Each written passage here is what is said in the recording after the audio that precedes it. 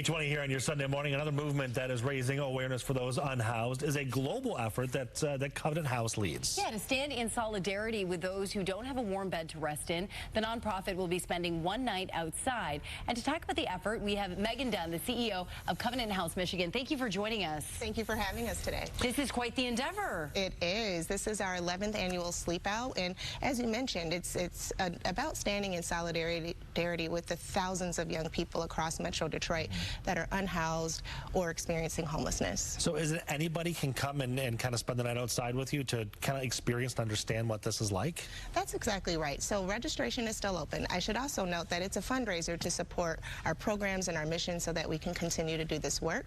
So individuals register online. They raise as much money as possible, especially at this point with just a little bit less than a week to go.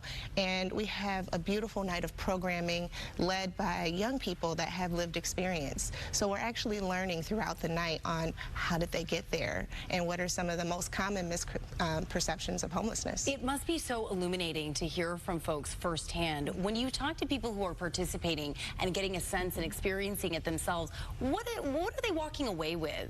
I think they're walking away with so much more, and we're just armed with so much more information. We understand the person on the side of the road that has the sign. Yes. That's a clear sign of homelessness. But what we walk away from this night is that homelessness can look just like any one of us, except that person has a different set of circumstances. It could be the barista at the coffee shop. It could be the person that's serving our meal. It could be literally anyone, particularly with this age group. Right. Yeah. What is that age group again?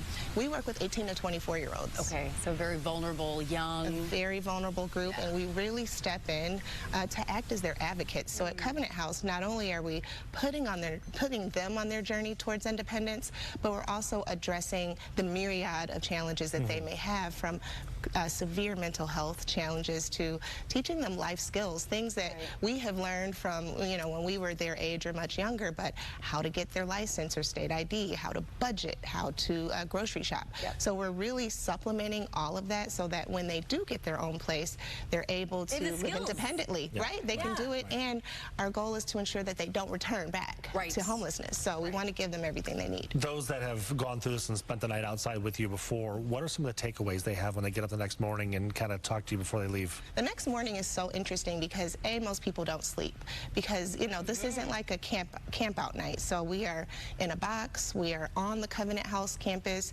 but you hear the sounds of the night, the traffic, anything that may be happening. And so most people actually don't sleep at all, but they wake up feeling actually really refreshed and renewed, ready to address this issue more head on.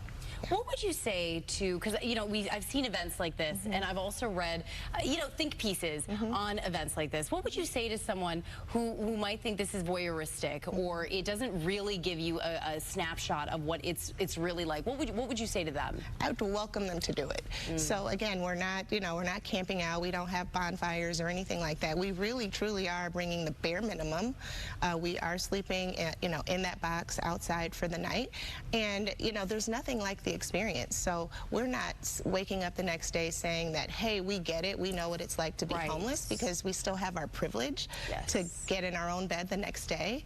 But we do wake up the next day having just a very small sense of, wow, this was my challenge for the night. Some people do this night after night, month after month. So it really does increase empathy around homelessness, which is really what we need to address this issue. We've got the website out there or on the screen. Is that how we can register to participate this year? Yes, that's how you can register to participate, make a donation, learn how to volunteer with Covenant House.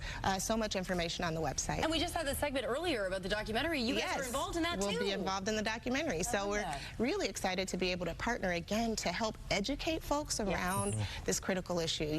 Someone could be homeless for a lot of reasons. It's not necessarily what may be top of mind for us. It may not be a drug issue. It may not be an issue of substance abuse. It could be a life tragedy. It could be generational. And so we're here to break that stigma. So we're excited about participating in that. Awesome. Well, can't wait to see the turnout and also hear the feedback afterward. Yeah, we look forward to sharing that. And before we end, today's my son's 6th birthday. If I can wish him a happy birthday, my dear Ellis, happy birthday, sweet boy. Can't wait to go to the Lions game later. Oh, what a birthday present.